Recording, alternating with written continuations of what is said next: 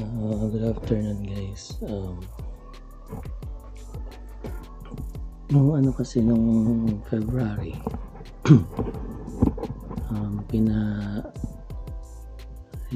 pina-remachine shop ko, pina-regroup ko yung wing bell nitong Kimco ko.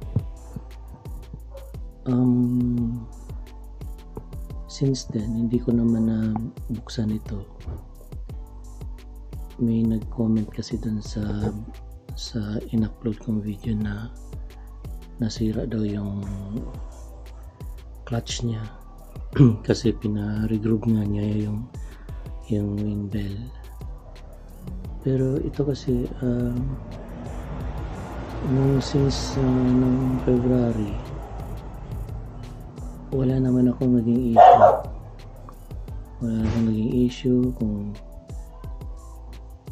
sa dragging, kasi nung pina-regroup ko siya kasi nagkaroon nga ako ng issue sa dragging nung pagpabagyo ko. Kaya napag-isipan kong ipa-regroup kasi yun nga nakikita ko sa ibang mga content creator.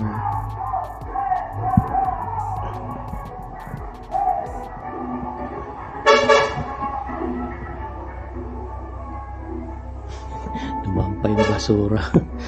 Okay, ngayon ang gagawin natin na bubuksan natin ng side nito, yung panggilid, para ma-check natin yung clutch kung nasira or hindi ko alam kasi February pa to huli kong binuksan. Yan, buksan natin. Okay.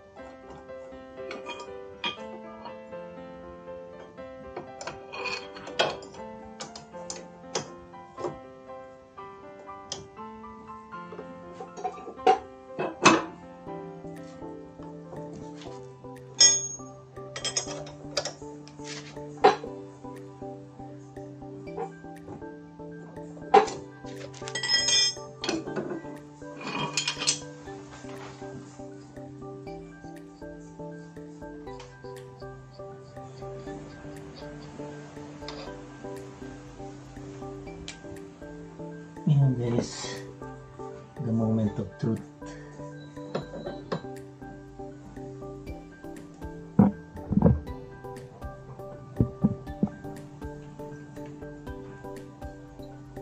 Nag-group yung bell ko. Pero tingnan nyo,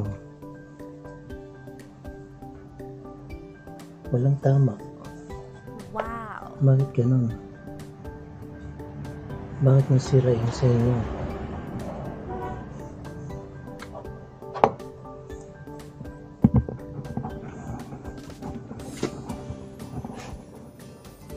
Wala.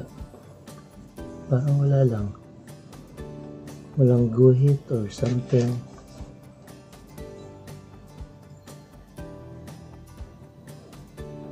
Yan, naka-remove siya.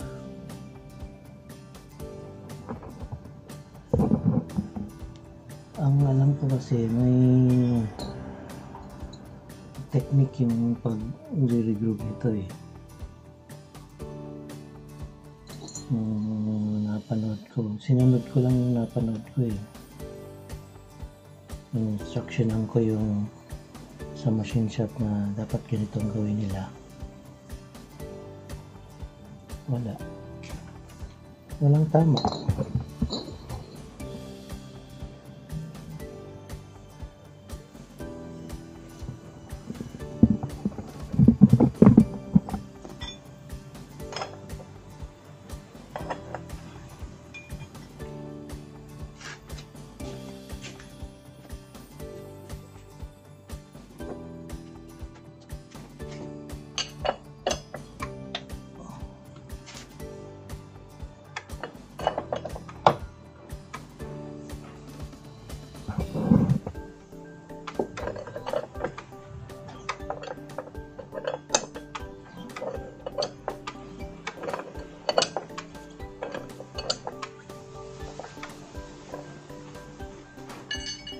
May konting gas-gas lang sa side pero wala.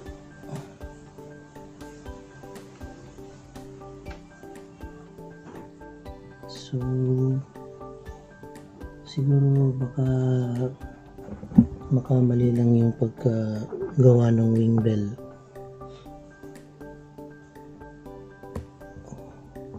Okay guys.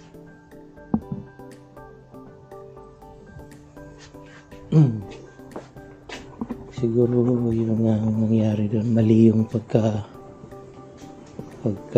machine shop ng wing bell, kaya ganun ang nangyari doon sa wing bell niya, ay sa clutch niya.